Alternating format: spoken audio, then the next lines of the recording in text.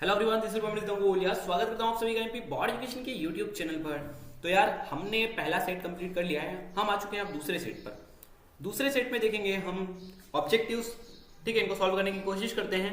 चलिए, पहला जो हमारे पास प्रश्न है वो पूछा जा रहा है, छोटा मेरा खेत कविता का हिंदी में रूपांतरण किसने किया? तो आप बताएंगे किसने किया?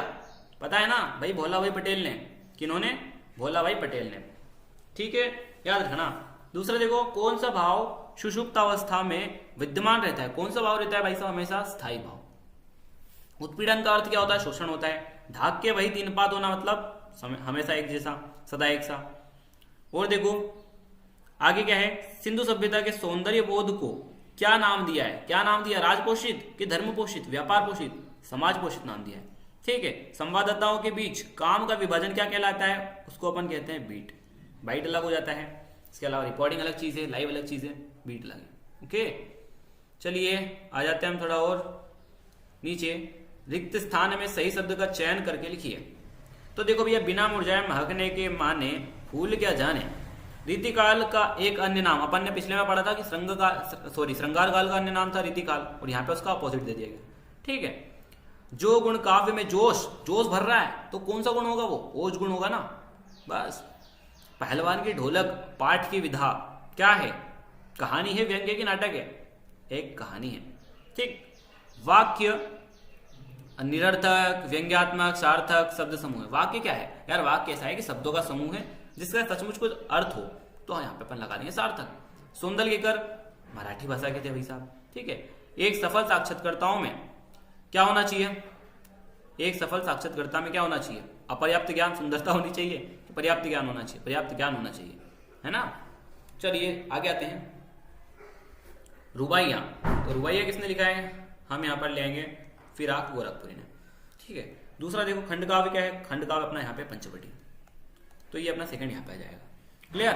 देन हम देखते हैं मेरी कल्पना का आदर्श समाज। अब यार, ये जो पार्ट है ये डॉक्टर बाबा साहेब भीमराव रामजी अम्बेडकर ने लिखा है, तो यहाँ पे मैच कर देते हैं।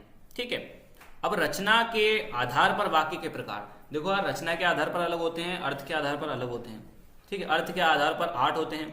कौन कौन से होते हैं वो भी आपको पता ही होगा।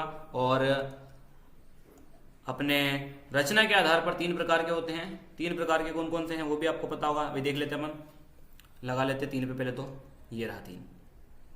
ठीक है, तो यहाँ पे मैंने आई भी लिख दिया है।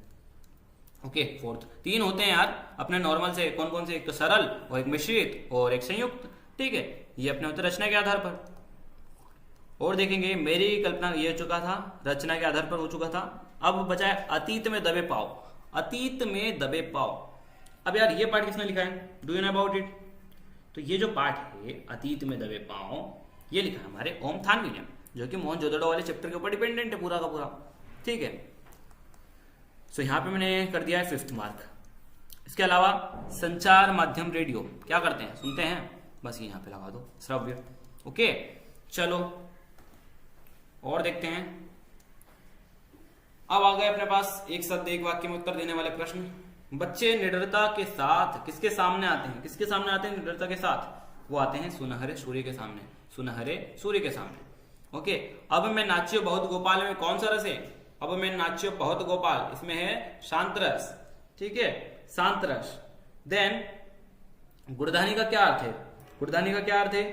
गुड़धानी क्या होते हैं आपको पता होगा, जो भुने हुए गेहूं होते हैं उनमें गुड़ मिला दिया जाता है, और उसी को क्या बोलते हैं? गुड़धानी बोलते हैं। ठीक है, डॉक्टर अंबेडकर किस मत के अनुयायी थे? किस मत के अनुयायी थे डॉक्टर अंबेडकर? वो थे बौद्ध मत के।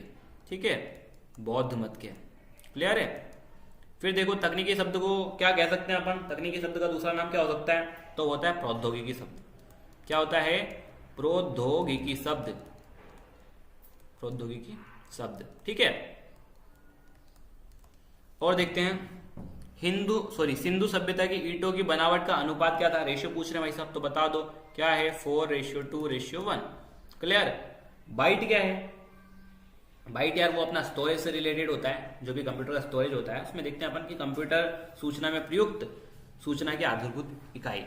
ठीक है, कंप्यूटर सूचना में प्रयुक्त सूचना की आधारभूत इकाई। ओके, ये चीजें यहां पर आप लिख लीजिएगा। एक बार और रिपीट कर देता हूं मैं। बाइट कंप्यूटर सूचना में प्रयुक्त सूचना की आधारभूत इकाई है। क्लियर। आगे बढ़ेंगे हम, सत्यासत्य देख लेते हैं। राम की शक्ति पूजा कविता के रचनाकार हमारे निराला जी हैं, है ना, सूर्यकांत त्रिपाठी निराला। फिर है हमारे पास जब्बू काव्य के अंतर्गत नाटक एवं प्रहसन आते हैं, तो असत्य है भाई साहब। शीरीष के वृक्ष कांटेदार होते हैं क्या? नहीं होते हैं, तो ये अपन हटा देंगे। ठीक है, अगला देखते हैं। लोकोक्ति और मुहावरे समान नहीं है। लोकोक्ति और मुहावरे समान नहीं है। देखो इसको ना समझा करो, नहीं तो आप यहाँ पे भी डायरेक्टली क्या करोगे, क्रॉस कर दोगे, और उसका मतलब क्या हो जाएगा कि दोनों समान है। तो ऐसा नहीं करना आपने को, दोनों के दोनों असमान है, और यहाँ पे लिखा है कि समान नहीं है, इसका मतलब असमान है। बिल्कुल सही लिखा है इन्होंने, तो यहाँ पे सत्य आएगा। ठीक है, कभी कभी थोड़े कंफ्यूजिंग से पूछ लेते हैं वो, हम क्या है पकड़ नहीं पाते एक्चुअली कहना क्या जाता है वो। ओके, जूझ कहानी गोदान उपन्यास का अंश नहीं है। अंश नहीं है, बिल्कुल सत्य कहना है, अंश थोड़ी यार गोदान का। समाचार लेखन के 7 प्रकार होते हैं, असत्य, इसको भी अपन क्रॉस कर देंगे। ओके, तो ये थे हमारे सेकेंड सेट के कुछ ऑब्जेक्टिव्स जिनको हमने देख लिया है। अब मैं बता रहा हूं यार, इन्हीं ऑब्जेक्टिव्स में से कई सारे ऑब्जेक्टिव्स कल आपको एग्जाम में देखने को मिलेंगे, तो क्यों इन्हें छोड़े, हम क्यों छोड़े इन्हें, फोड़ देते ना इनको भी। ओके, तो फिलहाल के लिए इतना ही, मिलते हैं अपन नेक्स्ट वीडियो में, तब तक के लिए मुझे दीजिए इजाजत। जय हिंद।